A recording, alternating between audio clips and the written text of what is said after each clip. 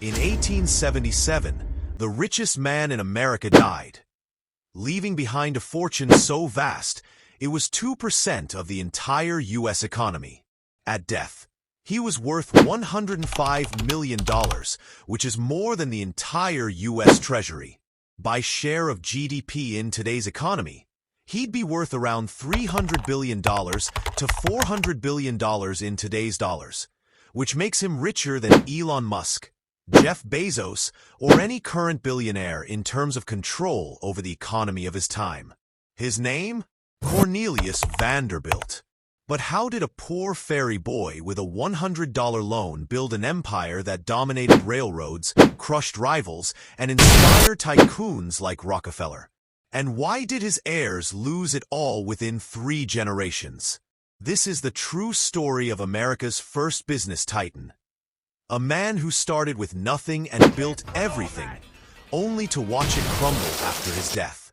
A story of ruthless ambition, family betrayal, and the price of absolute power.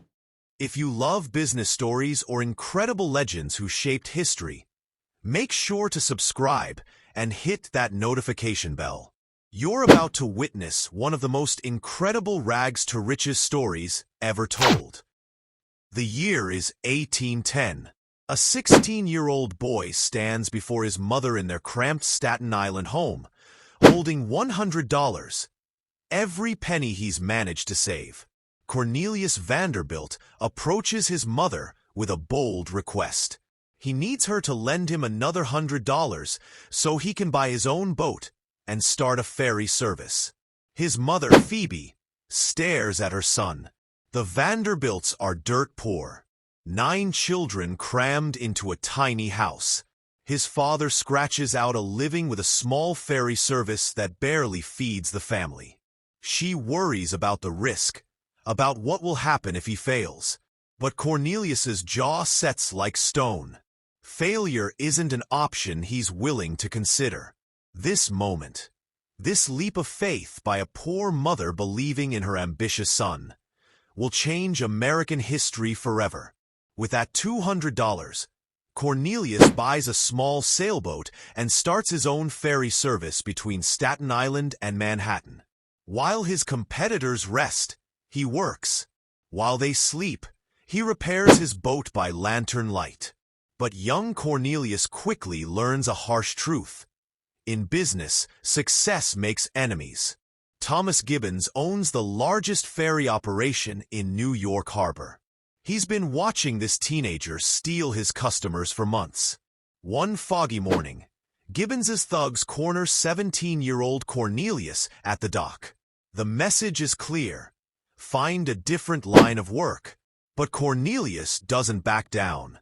Instead, he tells them that if their boss wants his business, he can buy it. Otherwise, Gibbons can forget about intimidating him into quitting. The beating is brutal. They leave him bloodied on the dock, his boat damaged. But they've made a fatal mistake. They've shown Cornelius Vanderbilt that in this world, only the strong survive. And they've awakened something dangerous inside him. A hunger for power that will never be satisfied. Rather than crush the young entrepreneur, Gibbons makes a different choice. He offers Cornelius a job running his ferry service. It's the best education money can't buy. Under Gibbons, Cornelius learns how real power works, how to negotiate contracts, how to intimidate rivals, how to build loyalty among workers. But most importantly, he learns about the revolutionary technology that's about to change everything. Steam. While other ferry operators cling to their sailboats, Cornelius sees the future floating on the Hudson River. Robert Fulton's steamboats are faster, more reliable, and incredibly profitable. In 1818, 24-year-old Cornelius approaches rival operator Aaron Ogden with a bold proposition. He wants to captain Ogden's fastest steamboat and promises to drive Gibbons out of business within 6 months. Ogden studies this young man with his intense stare and confident bearing. There's something unsettling about him. a coldness that suggests he'll do whatever it takes to win. When Ogden asks about payment, Cornelius reveals his true motivation. He doesn't want money. He wants to learn how to build an empire. What happens next transforms the New York harbor forever. Cornelius doesn't just run Ogden's steamboat, he weaponizes it. He cuts prices so low competitors can't match them. He improves schedules and reduces travel times. But his real genius lies in psychological warfare.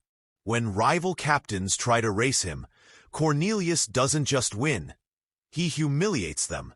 He'll pull alongside their boats and wave mockingly as he passes. He'll time his departures to steal their passengers at the last moment. Within months, several competitors have gone bankrupt. Others flee to different routes. This is when he earns his legendary nickname, the Commodore, and by 1829, at 35, he's ready to build his own empire. Cornelius's strategy is unlike anything the transportation industry has ever seen. While competitors focus on luxury and comfort, he builds boats that are fast, efficient, and cheap to operate. Then he declares war on the entire steamboat industry. His weapon? Price competition so ruthless it destroys everything in its path. When Cornelius enters a new route, he follows the same devastating pattern. He studies his competitors obsessively, then launches a competing service at half their price. When they match his price, he cuts his in half again. He'll operate at a loss for months, even years, until his competitors are bled dry. The human cost is enormous. Companies collapse. Workers lose jobs. Families are ruined. But Cornelius feels no sympathy. He views competition as warfare, and in war, there are winners and losers. He chooses to win, no matter the cost. His most famous battle comes in 1833 against the Hudson River Association, a powerful consortium controlling the lucrative New York to Albany route. They own 12 steamboats. He owns one. They have unlimited capital. He's financing his war with personal loans. They have political connections. He has nothing but ruthless determination. The war lasts 2 years. Cornelius charges $1 for trips that cost $3 on competing lines. When they match his price, he drops to 50 cents. When they match that, he charges 25 cents. Finally, in a move that stuns the industry, he offers free passage and provides lunch. His competitors hemorrhage money. Their investors panic. After 2 years of devastating losses, the Hudson River Association surrenders. They don't just accept defeat. They pay Cornelius $100,000 to leave their route and promise never to return. He takes their money and immediately uses it to attack their next most profitable route. By 1840, Cornelius Vanderbilt controls most steamboat traffic in the eastern United States. He's worth over $1 million, a staggering fortune for the time. But he's just getting started. The year is 1849. Gold fever grips America. Thousands are desperate to reach California, but the journey is brutal.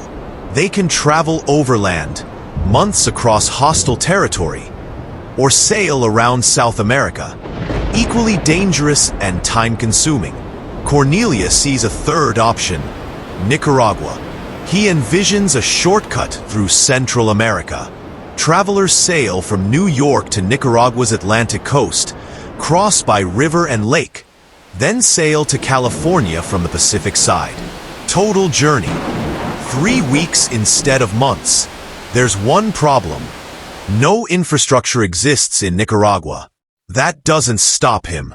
Cornelius invests millions building the entire system from scratch: steamships, riverboats, stagecoaches, even roads. The risks are staggering. Nicaragua is politically unstable. Yellow fever kills workers by the dozens. Local officials demand constant bribes. But the profits are extraordinary. He charges $600 per passenger for the New York to California journey. Within 2 years, he's transporting 20,000 passengers annually. Then disaster strikes.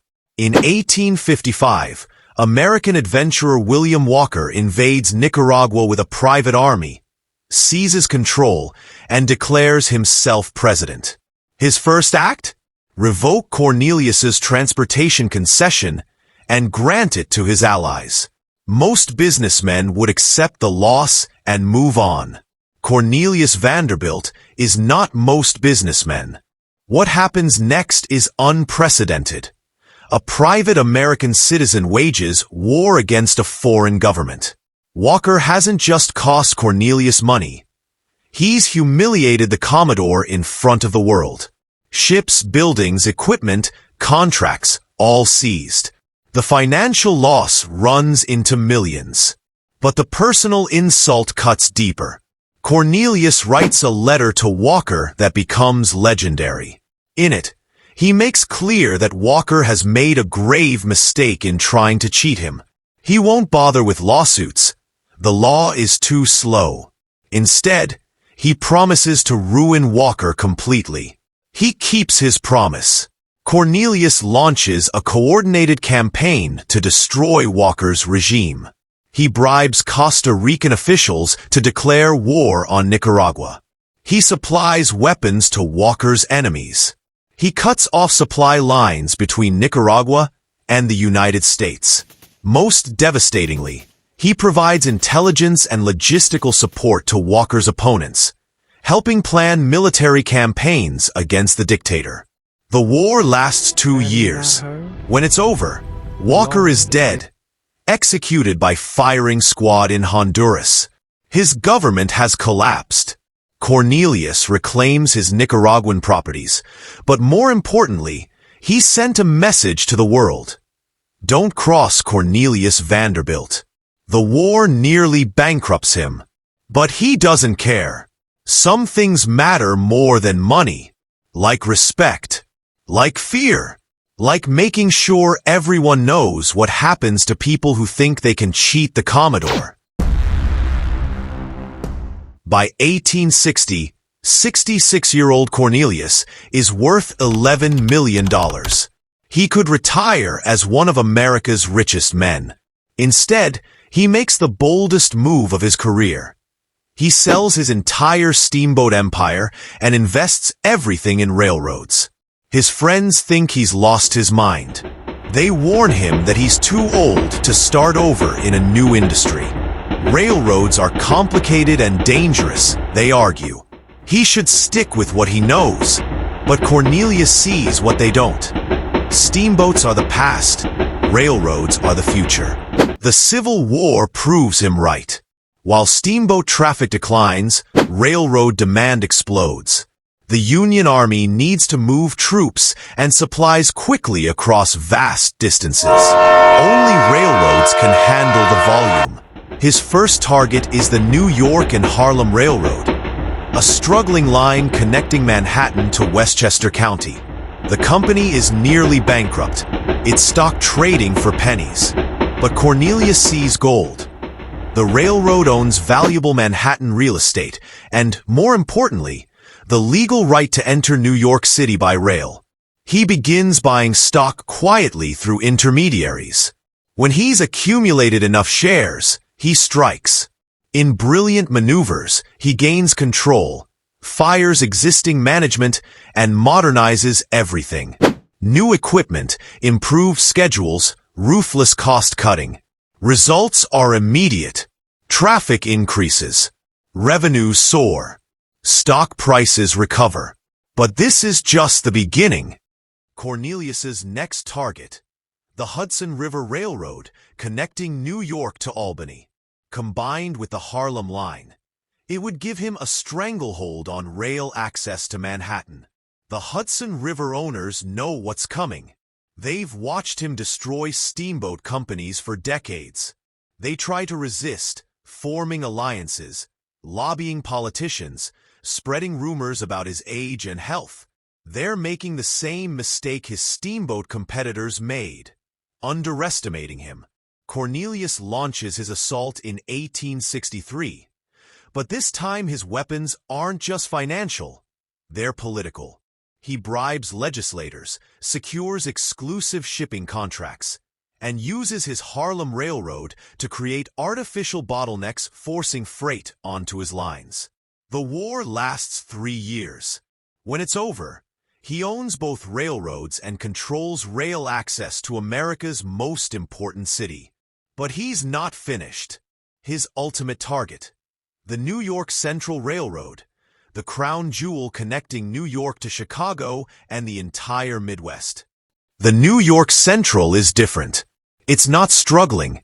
It's profitable and well-managed with powerful shareholders and political connections. But it has a fatal weakness. It depends on Cornelius's railroads to reach Manhattan.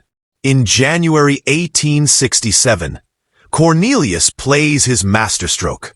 He announces his Hudson River Railroad will no longer accept freight transfers from the New York Central. All cargo must be unloaded at city limits and transported through Manhattan by horse and cart.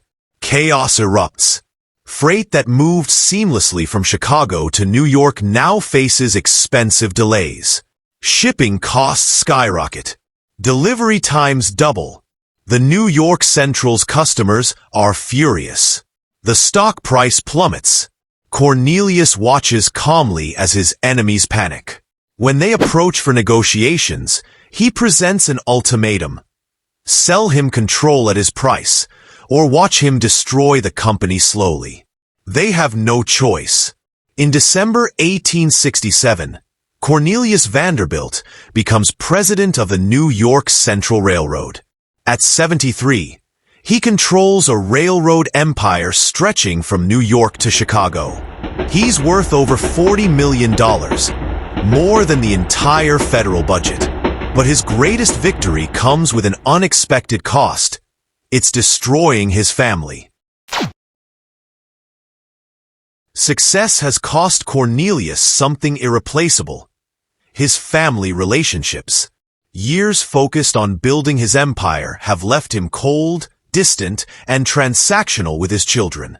He judges them not by character or happiness, but by usefulness to his business. His eldest son, Cornelius Jr., is a particular disappointment.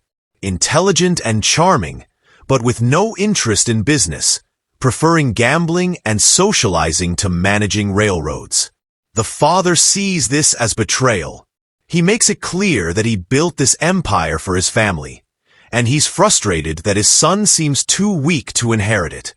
Cornelius Jr.'s response cuts deep. He suggests that his father didn't build the empire for the family at all. He built it for himself. The rest of them are just props in his story. The tension explodes in 1868 when Cornelius Jr. attempts suicide. The scandal rocks New York society. Critics suggest the Commodore's ruthless methods have poisoned his family relationships. Cornelius's response is characteristic. He cuts his eldest son from his will and focuses on his second son, William Henry. William is everything Cornelius Jr. isn't: practical, hard-working, devoted to the family business. But he's also quiet, uncharismatic, seemingly lacking the ruthless ambition that built the empire. Cornelius recognizes that Billy is a good manager, but he worries whether his son has the strength to hold the empire together after he's gone. By 1876, 82-year-old Cornelius is the richest man in America. His railroad empire employs thousands and generates millions annually. His personal fortune, $105 million, nearly incomprehensible wealth. But age is catching up. His powerful body is failing. His legendary energy is fading. Most painfully, he's increasingly isolated. His ruthless methods have earned few friends. His cold treatment of family has left few allies, even among his children. He spends his final months obsessed with two things: securing his legacy and choosing his heir. The succession question tortures him. Cornelius Jr. has proven unworthy. Other sons show little business interest. His daughters, brilliant though some are, live in an era when women can't inherit major business empires. That leaves William Henry, steady, reliable Billy, who spent his adult life in his father's shadow. Cornelius makes his final decision. He'll leave the vast majority of his fortune, nearly $100 million, to William Henry. His other children will receive smaller amounts, enough to live comfortably, but not enough to challenge Billy's control. The decision tears the family apart, but Cornelius remains unmoved. He's made his choice based on cold calculation, not emotion. On January 4th, 1877, Cornelius Vanderbilt dies in his Fifth Avenue mansion. He's surrounded by family, but the atmosphere is cold and tense. Even in death, the empire he built casts a shadow over everyone around him. The reading of his will create a worldwide sensation. William Henry inherits not just money, but an enormous burden. Managing an empire that employs thousands and influences national policy. His siblings immediately file lawsuits, claiming their father was mentally incompetent, that William manipulated him, that the distribution is unfair and illegal. The legal battle lasts years and becomes one of the era's most sensational court cases. But William Henry proves his father right. He successfully defends the will and grows the Vanderbilt fortune even larger. By his death in 1885, the family wealth has doubled to over $200 million. But Cornelius's prediction about the difficulty of maintaining such wealth proves tragically accurate. The third generation of Vanderbilts grows up in unimaginable luxury. They build the largest private homes in American history, massive Fifth Avenue mansions that require armies of servants. They throw parties that cost more than most people earn in lifetimes. They compete with each other in displays of wealth that become legendary. Private railroad cars, yacht races, European castles purchased on whims. But they don't understand what their grandfather knew. Wealth must be actively managed and constantly protected. They're consumers, not creators. The Great Depression accelerates the decline. Stock market crashes wipe out poorly managed investments. Maintaining enormous houses becomes impossible. One by one, the great Vanderbilt mansions are sold or demolished. By 1947, the last Vanderbilt mansion on Fifth Avenue is torn down. The family's railroad empire has been sold off piece by piece. Today, no Vanderbilt appears on lists of America's wealthiest families. The greatest fortune in American history, gone in less than 70 years. So what do we make of Cornelius Vanderbilt? He was both visionary and villain. His steamboat networks connected distant cities and made travel faster and cheaper. His railroad empire helped unite the country during and after the Civil War, enabling economic growth that made America a world power. But his methods were often brutal. He bankrupted competitors without mercy. He manipulated politicians and markets. He prioritized profit over people in ways that would be considered unethical today. Perhaps most tragically, his single-minded focus on wealth cost him what should have mattered most: meaningful family relationships. He died as America's richest man, but also as one of its loneliest. His story offers a timeless lesson about ambition's price. Cornelius Vanderbilt achieved everything he set out to achieve, and more. He rose from poverty to become the wealthiest, most powerful businessman of his era. But in the end, he learned what so many titans discover. You can build an empire, but you can't take it with you. And if you sacrifice everything else pursuing wealth and power, Your greatest success might also be your greatest failure. The Commodore's empire crumbled within decades of his death. But his legend endures, a reminder of both the possibilities and perils of the American dream. In an age when a single person could accumulate wealth equal to 2% of the entire economy, Cornelius Vanderbilt proved that in America, anyone can rise from nothing to everything. The question his story leaves us with is simple. What are we willing to sacrifice to get there? Cornelius Vanderbilt's rise from a $100 loan to being worth $105 million, which is equivalent to $2.9 billion today, and controlling 2% of America's economy, is one of history's most incredible success stories and cautionary tales. His empire may have crumbled, but the lessons from his ruthless ambitions still echo today. If this story of America's first business titan fascinated you as much as it did me, smash that subscribe button and let me know in the comments. Was Vanderbilt a visionary entrepreneur or a destructive robber baron? Your answer might reveal more about our times than his.